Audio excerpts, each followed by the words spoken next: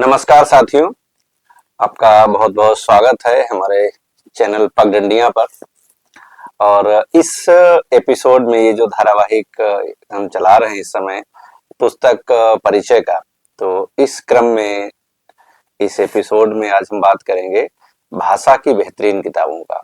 यानी अगर आप एक पत्रकार हैं, आप मीडिया के लिए लिखते हैं, एक आप शिक्षक हैं अगर, और खास करके हिंदी बेल्ट के हैं, हिंदी पत्रकार हैं, हिंदी शिक्षक हैं, ठीक है, या फिल्म लेखन में है या किसी भी रूप में अगर आपका हिंदी के साथ लिखने, पढ़ने और बोलने का संपर्क है, तो ये जो किताबें हैं वो आपके लिए बहुत महत्वपूर्ण है।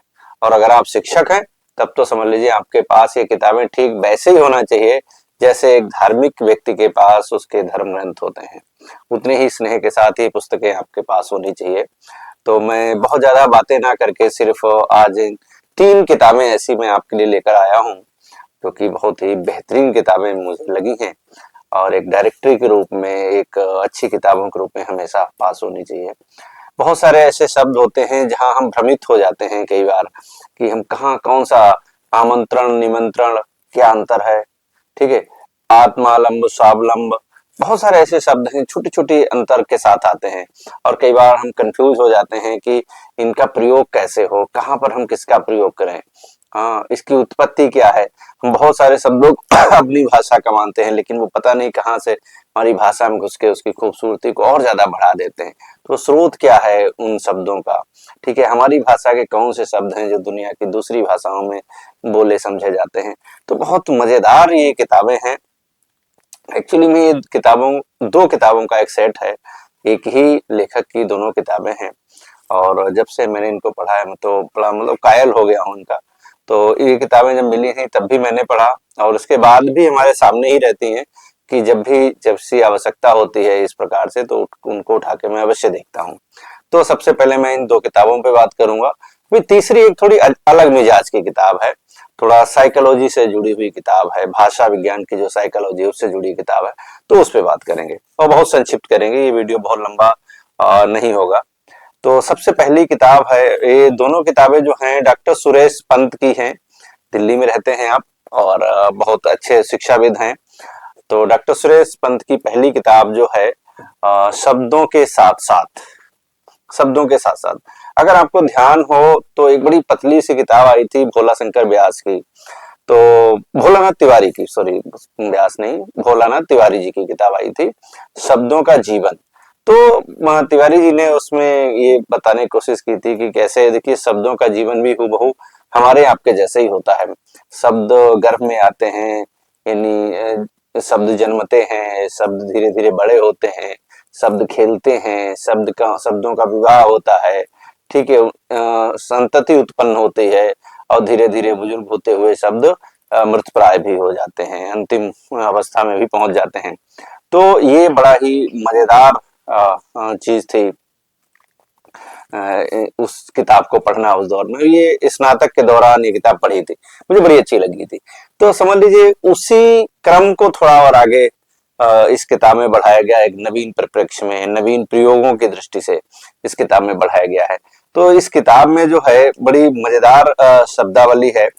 जैसे आप देखिए, अगला, आगामी और अग्रिम एक जैसे शब्द लगते हैं लेकिन तीनों का स्वरूप अलग है, तीनों का प्रयोग अलग है। अच्छा भला, हम लोग कैसे हैं भाई, अच्छे भले हैं, लेकिन अच्छा भला दोनों अलग हैं। अब और अभी क्या अंतर हो सकता है? अर्थ, आशय, अभिप्राय, तात्पर्य, भावार्थ, खास करके जो लोग किशोर बच्चों को पढ़ाते हैं और परीक्षा के दौरान ये प्रश्न बड़ा गंभीर रहा है कि हमारे बहुत सारे शिक्षक साथियों से इस संबंध में बात होती है कि अर्थ, आशय, अभिप्राय, तात्पर्य, भावार्थ क्या एक समानार्थी शब्द हैं या सबका अलग अलग प्रयोग हो सकता है? तो सच में इनका अलग अलग प्रयोग है।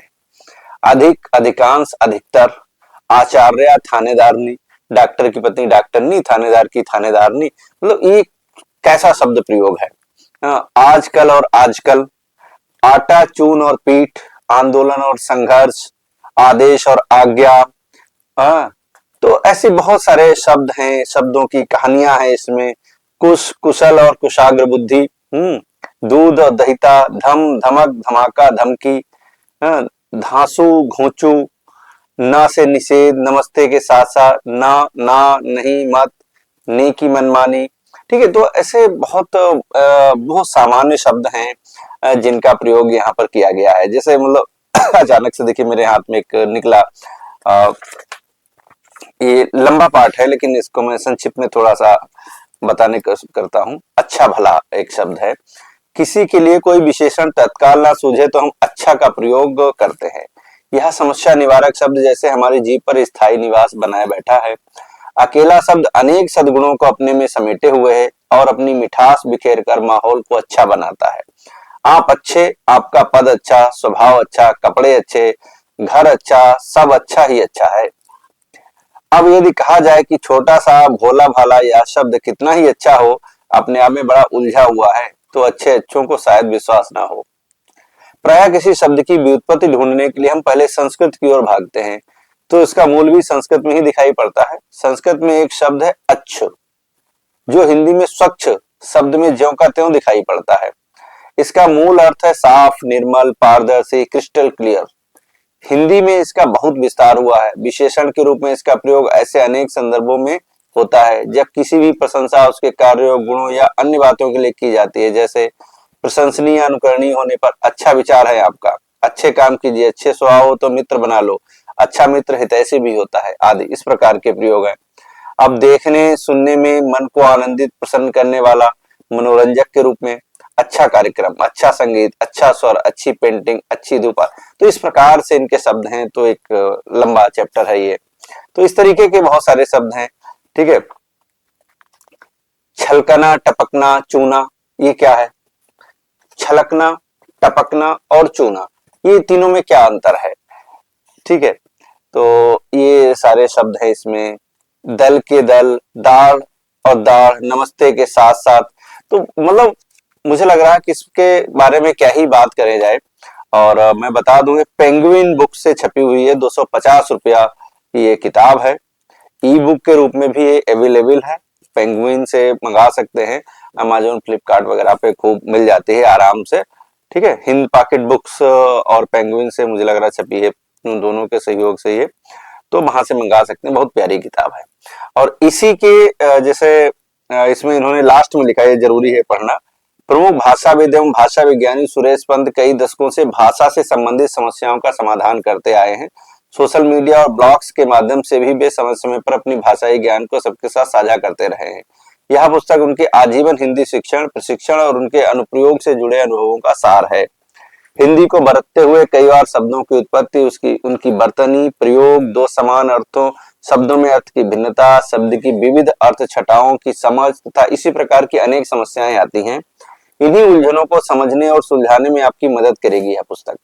साथ ही आप पाएंगे पारंपरिक अर्थ और विविध संदर्भों में उनके प्रयोग, प्रचलित अर्थों में सूक्ष्म अंतर, शब्द के पर्याय और आंचलिक स्वरूपों में उनकी विविधता। और यह सब उबाऊ शास्त्रीय शैली में नहीं है कि बड़ा ही क्लासिकल शैली, ऐसा नहीं, बहुत सहज है, बहुत ढंग है, सरल है ये।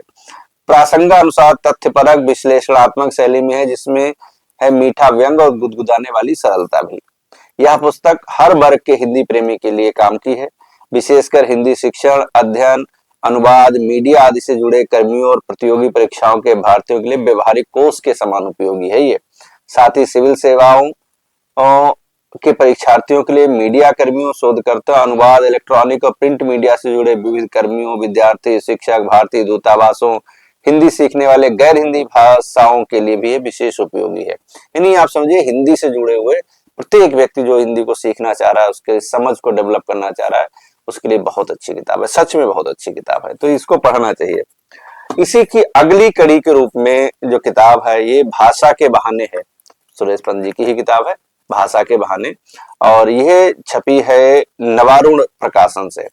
नवारुण मेरा प्रिय प्रकाशन है और बहुत सुंदर ये कार्य कर रहे हैं संजय जी। तो संजय जी को बहुत बहुत धन्यवाद कि उन्होंने इस प्रकार की चीजें यहाँ पर प्रस्तुत की हमारे सामने। तो भाषा के बहाने हिंदी के बहुत से रोचक पहलुओं पर भी कलम चली है। गली से लेकर आशीर्वाद तक, ठग से ठुल्ला तक, शिक्षण से पत्रकारिता तक, किसान से राष्ट्रपति तक, गु से गुएन तक केदारनाथ से एवरेस्ट तक अनेक विषयों की चर्चाएं इस पुस्तक में मिल जाएंगी। कुछ कहावतें, कुछ विश्वास, कुछ मसले, कुछ चिंताएं, कुछ दिशाएं। गरज यह कि जब जहां कहीं भाषा से जुड़ा कोई पेच दिखाई पड़ा, उसे लपक लेने के लिए कलम उत्सुक दिखाई पड़ी है। और उससे जो कुछ भाषा के बहाने में स्थान पा गए हैं, साथ ही ऐसे अनेक विषयों का समावेश हुआ है जो मीडिया कर्मियों, सिविल सेवा के परीक्षार्थियों आदि विशिष्ट उद्देश्य वाले पाठकों के लिए उपयोगी है, सच में। और सुरेश पंत जी एक्चुअल में ये पिथौरागढ़ में जन्मे थे 1940 में, और उस बहाने फिर आगे बढ़े ये जीवन में। तो ये किताब बहुत अच्छी है। इसके देखिए कुछ मैं विषय सूची की चीजें आपको सुनाता हूँ। अज्ञ बने विशेषज्ञ, अपशब्द और जातीय गालियां, आधुनिक भारतीय भाषाओं में नपुंसक लिंग। ठीक है, आधुनिक भारतीय भाषाओं में नपुंसक लिंग का क्या प्रयोग है। फागुन के बहाने रंग की चर्चा, फाड़ना के बहाने बंकिम और बाका, भाषा को मोदी जी का योगदान, मोदी जी का ने भाषा में क्या योगदान किया, ये भी बड़ी चीजें हैं। उसमें देखिए आप, सरलता भी है, व्यंग भी है, स्पष्टता भी है, सब कुछ है। बाप है या पिता है, बेवड़ा कौन। ठीक है, तो ये बड़ी मजेदार और रोचक हैं। साल दुसाला, सत्य और स्वप्न, हिंदी की बिंदी और गांधी, हिंदी प्रश्न और प्रतिप्रश्न, हिंदी में शुद्धिकरण, हिंदी विरोध की रस्म। ठीक है, हिंदी सीखते तमिल भाषियों की भूलें। ठीक है, राष्ट्रपति के बहाने, रोजगार परक शिक्षा का माध्यम हिंदी। तो बहुत सारी ऐसी बातें हैं, जेठ और जेठ जी के बहाने। तो ये बड़ा जो है अद्भुत है चीजें। जल और पानी, जल को जल क्यों कहा जाता है। जल को संस्कृत की जल धातु से व्युत्पन्न माना जाता है। अर्थानुसार उसके दो कारण हैं। जल आच्छादने जलति आच्छादयति भूम्यादिनीति, अर्थात जिससे पृथ्वी में सब कुछ आच्छादित ढका हुआ है, जो सब में व्याप्त है, वह जल है। जल जीवने जलति जीवयति लोका नाम वा, अर्थात जो सभी प्राणियों को जीवन देता है वह भी जल, इसलिए जल को जीवन भी कहा जाता है। हिंदी में यूं तो जल और पानी का कोसी अर्थ एक ही है, किंतु प्रयोग में कहीं कहीं समाज भाषा वैज्ञानिक नियमन है। गंगा का पानी गंगा जल होगा, किंतु किसी गड्ढे नाले का जल पानी ही कहलाएगा। पूजा अर्चना अभिषेक आदि में जल का प्रयोग होता है, पानी का नहीं। स्नान के लिए आप जल और पानी दोनों का उपयोग कर सकते हैं, किंतु यदि तीर्थ में स्नान कर रहे हो या किसी शुभ कार्य से पहले स्नान कर रहे हो तो प्रायः जल को वरीयता दी जाती है। विज्ञान की परिभाषिक शब्दावली में पानी एक प्रकार से वर्जित है। सर्वत्र जल का प्रयोग होता है। जलीकरण, जलवाष्प, निर्जल, अधोभौमिक जल आदि। यहाँ जल का स्थानापन्न पानी नहीं हो पाता है। पानी शब्द संस्कृत में पानी है। संस्कृत में पीने के अर्थ में पा धातु है। पा से अनीय प्रत्यय जोड़कर बनता है पानी, अर्थात पीने योग्य, जिसे पिया जाए। इस परिभाषा से जल ही नहीं, दूध, छाछ, शरबत, सुरा आदि पेय पदार्थ भी पानी माने जाएंगे, किंतु जल के अर्थ में पानी रूढ़ हो गया है। फिर भी जल जल है और पानी पानी है, यानी कोई भी पीने वाली चीज जो है वस्तु पा प्लस अनीय वो पानी है। ठीक है, तो जल जो है वो पानी नहीं हो सकता है। जल अलग वस्तु है, अलग चीज है, अलग भाव है। लेकिन वही है कि जो पानी शब्द है वो जल के अर्थ में रूढ़ हो गया है, तो हम सामान्य बोलचाल में जल को जो है हम पानी ही कहते हैं। तो ये बहुत ही रोचक किताब है। मिर्च का स्वाद, ठीक है, मीडिया की भाषा। और देखिए मोदी जी ने क्या योगदान किया है भाई, हाँ, उसको भी थोड़ा सा देखा जाना बहुत ही आवश्यक है। पता नहीं कहाँ पे है। हिंदी की बिंदी, हिंदी की प्रत्यय, हिंदी का शुद्धिकरण, हिंदी का विरोध, पहले भी इधर देखना पड़ेगा। 1 मिनट बस। तो बड़ी मतलब कहने का मतलब ये है कि कम से कम शिक्षकों के पास ये किताब अवश्य होनी चाहिए। अगर आप शिक्षक हैं और खास करके अगर हिंदी के शिक्षक हैं तो ये किताब आपके कोष में, आपके घर पर, आपके बैग में अवश्य होनी चाहिए। आप जब चाहें जहां चाहें उसको देख सकते हैं। तो बड़ी प्यारी किताबें हैं ये दोनों, और दोनों किताबें आपके पास होनी चाहिए। ठीक है, अब एक तीसरी किताब की हम बात करते हैं जो खास करके उनके लिए है जो थोड़ा गंभीर हैं भाषा को लेकर। ये तो सामान्य जानकारी वाली किताबें हैं, सामान्य बोलचाल में प्रयोग होने वाली चीजें हैं, लेकिन एक ये जो चाइल्ड साइकोलॉजी, भाषा सीखने और सिखाने का जो कार्य करते हैं, उनके लिए किताब है। खास करके जो बच्चों के जो न्यूरो सिस्टम है उसको समझ लें, साइकोलॉजिकल उसका ट्रीटमेंट करें कि भाषा मस्तिष्क में कैसे आती है, कैसे शब्द उच्चारित होते हैं, कैसे वर्ण उच्चारित होते हैं, कैसे वाक्य बनते हैं, उसका हमारे मस्तिष्क से क्या संबंध है, ज्ञानेंद्रियां या जो हमारी इंद्रियां हैं वो कैसे भाषा को संपादित करती हैं। ये एक प्रकार से बहुत ही वैज्ञानिक किताब है, बहुत ज्यादा वैज्ञानिक किताब है। तो अगर आप बच्चों को लेकर गंभीर हैं, भाषा को सीखने और सिखाने को लेकर गंभीर हैं, तो आपको ये किताब पढ़नी चाहिए। किताब का नाम है भाषा का बुनियादी ताना बाना। भाषा का बुनियादी ताना बाना, यह एक एक्चुअली संकलन है जिसको रजनी द्विवेदी और हृदयकांत दीवान जी ने संकलित किया है। ठीक है, ये दोनों लोग भाषा के अजीम प्रेमजी फाउंडेशन से जुड़े दोनों विद्वान हैं और भाषा के बड़े विद्वान माने जाते हैं। तो उन्होंने बड़े अच्छे अच्छे अंग्रेजी से अनुवादित किए हैं, कुछ लेख अलग से लिखवाए हैं, कुछ हिंदी के, ऐसे करके हिंदी में एक बहुत संपूर्ण किताब बनाई है ये। और ये किताब जो है एकलव्य प्रकाशन से छपी है, अजीम प्रेमजी यूनिवर्सिटी और एकलव्य प्रकाशन से ये किताब छपी है और 200 रुपए मात्र की ये किताब है। मुझे लग रहा कि ये किताब आपके पास होनी चाहिए और जरूर होनी चाहिए।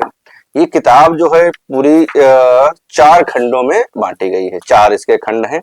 पहला खंड है भाषा की प्रकृति, दूसरा है भाषा व समझ का विकास, तीसरा है भाषा व्याकरण व वैज्ञानिक विश्लेषण, अगला है भाषा और समाज। तो इस प्रकार ये 4 खंड हैं। भाषा की प्रकृति में अपना सर थपथपाना व पेट को मलना, बृहस्पति के पैरों वाले कीड़े, भाषा के डिजाइनर फीचर्स, मस्तिष्क में भाषा का निरूपण, भाषा हमारे अस्तित्व का मूल, भाषा का विकास, भाषा की प्रकृति व संरचना, ये 7 आलेख जो हैं वो प्रथम खंड में है, यानी भाषा की प्रकृति को निर्धारित करने वाले आलेख हैं और बहुत गंभीर आलेख हैं। और इस पूरे किताब का पहला खंड है जो थोड़ा ज्यादा कठिन है और इसको समझने के लिए बड़े धैर्य की आवश्यकता है, बड़ी गंभीरता की आवश्यकता है। बाकी सरल है और बहुत सही ढंग से बात करते हैं। तो दूसरा है भाषा व समझ का विकास, द्वितीय खंड है। तो भाषा की महत्ता, मातृभाषा के मायने, भाषा व विचार, भाषा और विचार का संबंध, भाषा व्यक्ति के लिए क्यों आवश्यक है, भाषा स्वचेतना, तर्क और इंसान, भाषा संज्ञान और समझ, आरंभिक पड़ताल। तो इस प्रकार की आलेख इसमें है, यानी 8 से लेकर 14, 1 2 3 4 5 6 7 आलेख यहाँ पर हैं। इसके अलावा 1 2 3 4 5 6 आलेख हैं तीसरे खंड में। यहाँ भाषा व्याकरण व वैज्ञानिक विश्लेषण को रखा गया है। तो भाषा क्या है, सबसे पहला इसमें आलेख यही है कि भाषा है क्या। भाषा विज्ञान में बौद्धिक विकास की बात हुई है, भाषा और विज्ञान का क्या अंतर संबंध है, बच्चों की भाषा सीखने की क्षमता कैसी होती है, ये पहला भाग इसका। भाषा का वैज्ञानिक विश्लेषण, भाषा शिक्षण हेतु निहितार्थ, बहुभाषी कक्षा में व्याकरण के नियमों को ढूंढना, ये बड़ा मजेदार है। कई बार हमने देखा है हमारी कक्षा में भी बहुभाषिक बच्चे हैं, एक भाषा की कक्षा ले रहे हैं और उसमें कई प्रकार के बच्चे, कई भाषाएं बोलने वाले बच्चे हैं। तो कई बार उनमें जो है, जैसे बांग्ला में स्त्रीलिंग की प्रधानता है तो स्त्रीलिंग बोलते हैं, तो अगर कोई बांग्ला में इस तरीके की बात कर दिया किसी बच्चे ने तो दूसरे बच्चे उसकी मजाक बनाते हैं।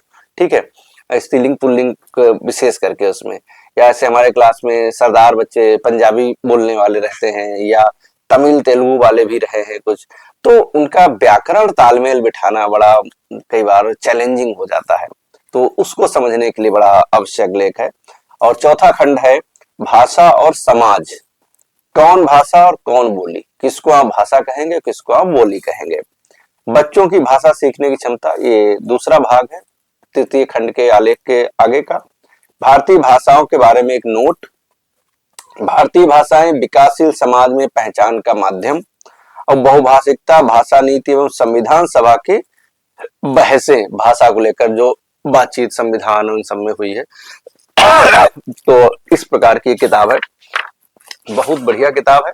रजनी द्विवेदी जी ने और हृदयकांत दीवान जी ने जो है इसको संपादित किया है। तो ये किताब आप सभी लोगों को अवश्य पढ़ना चाहिए। इसमें देखिए लास्ट के फ्लैप एक चीज लिखी है, अंत में मैं ये सुनाता हूँ आपको। भाषा हमारी पाठ्यचर्याओं, पाठ्य पुस्तकों, सीखने सिखाने की विधियों आदि का आधार है। इसलिए भाषा व उसे सीखने के बुनियादी ताने बाने की समझ हर शिक्षक के लिए आवश्यक है और यह उसे बच्चों के सीखने के रास्तों, उसके व्यवहारों व अड़चनों को जानने में मददगार हो सकती है। यह संकलन भाषा शिक्षकों, शिक्षक प्रशिक्षकों व भाषा सीखने सिखाने के कार्य से जुड़े अन्य लोगों की भी उन बुनियादी बातों को समझने में मदद करेगा जो भाषा व भाषा शिक्षण से जुड़े विभिन्न पहलुओं के प्रति दृष्टिकोण का रवैया बनाती है। संकलन में शामिल विषय कई वजहों से महत्वपूर्ण हैं, जैसे भाषा का हमसे, हमारे समाज, संस्कृति व हमारी पहचान से क्या संबंध है। यह संकलन इस पर रोशनी डालता है। संकलन के 4 खंडों में भाषा की प्रकृति, भाषा व समझ का विकास, भाषा, व्याकरण व वैज्ञानिक विश्लेषण और भाषा व समाज से जुड़े विभिन्न पहलुओं पर इसमें चर्चा की गई है। यह संकलन भाषा व उसकी प्रकृति को समझने और भाषा सिखाने के दृष्टिकोणों पर विमर्श व विवेचन के लिए उपयोगी साबित हो सकता है नहीं, सच में बहुत उपयोगी है। तो इस एपिसोड में हमने बात की इन 3 किताबों पर और ये बेहतरीन किताबें हैं। अगर आप भाषा से जुड़े हैं और हिंदी भाषा से जुड़े हैं तो ये किताबें आपके लिए हैं। तो अगले क्या कहते हैं एपिसोड में अगली किताबों के बंच में हम लोग किसी और विषय की किताबों पर बात करेंगे और तब तक के लिए आपसे एक विनम्र अनुरोध है कि आइए चैनल के साथ जुड़िए और संवाद कीजिए।